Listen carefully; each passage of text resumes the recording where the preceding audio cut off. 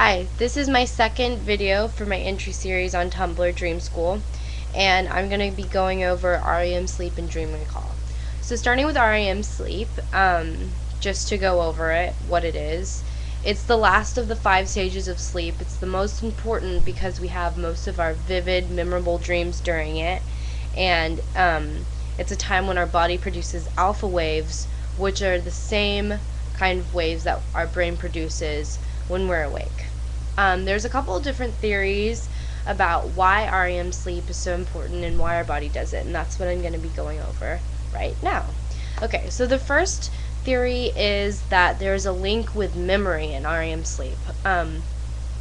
Research has shown that active neuron circuits during sleep are dormant when we're awake, which causes us to believe that a certain part in our brain is working, the hippocampus, and storing memory while we're sleeping.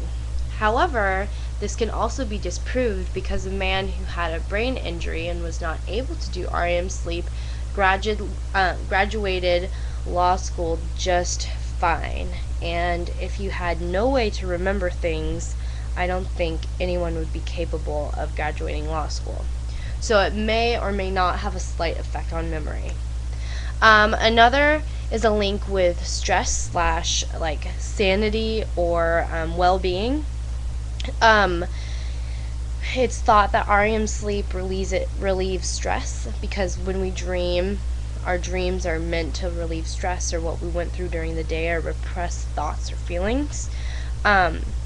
William Dement did a study on people where he would wake them up right as they were going into REM sleep so that they wouldn't have any at all during a night, and they reported to be having like irritability, slow motor skills, and an increase in appetite. Another theory is that too much REM sleep can cause depression. This theory is more iffy, at least to me, but basically, if your REM sleep and your NREM sleep, your non-REM sleep, stages 1 through 4, are out of balance, and you have too much REM sleep, you're tired in the morning because your brain is so active and doing so many dreams, and that's why depressed people feel more tired in the morning because they're sleeping too much and having too much REM sleep, or they're sleeping just as much as normal people but with an increased amount of REM sleep. Another theory is a link with learning in REM sleep. Infants spend most of their time, I think it's around like 80 to 90% of their time sleeping in REM sleep.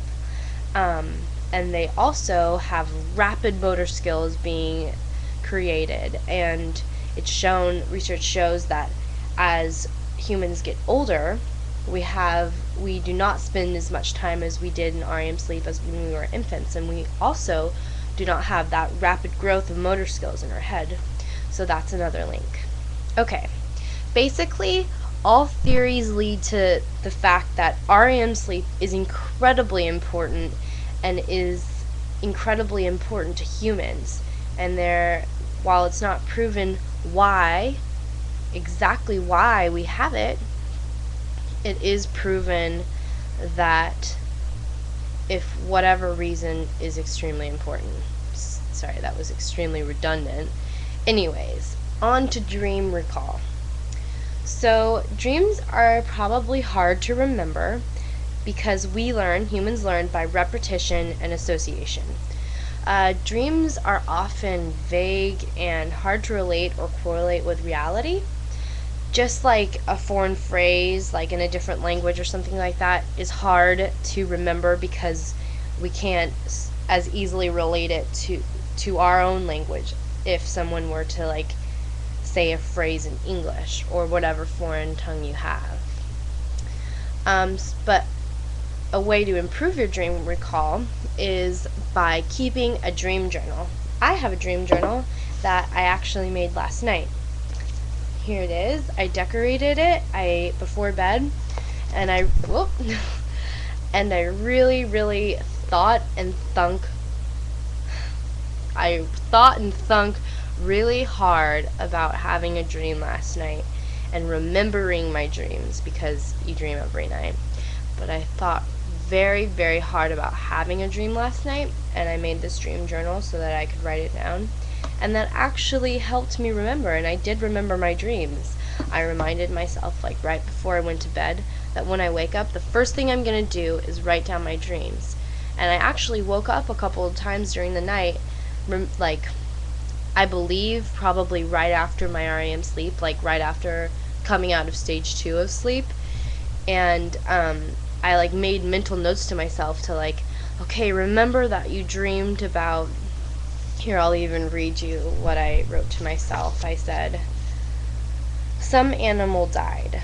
I still had my dog. I was given a choice to choose between 3 animals. One was a snake. And this was actually like the exact words of the mental notes I made to myself in the middle of the night. And I remembered them when I woke up. And I actually recalled a couple dreams that night. So it really just goes to show that if you put your mind to it, you can remember your dreams, and remembering your dreams is the first step to lucid dreaming, which I will get into hopefully in my next video, but I might do a more introductory, I might just do like an intro, basic to lucid dreaming, because it's a huge topic. So that's it for this video. It's also scrambled like the last video, but hopefully you got something out of it and I wasn't too redundant and more informative than anything. I realize that these videos are probably pretty boring because I'm just like talking at you or at my screen. So if you want to send me like emails or submissions on how I can make this more interesting, please let me know, because right now I'm drawing a blank. Like, I thought maybe I could like play some music while I talk, but then I was like, maybe that's too distracting. I don't know. You tell me, and make sure you subscribe to my Tumblr if you're on my YouTube account. But if you're on my Tumblr account, then you're probably already subscribed to me. And send in your dreams, because sharing your dreams is a great way to remember the next dream you'll have. Thank you very much.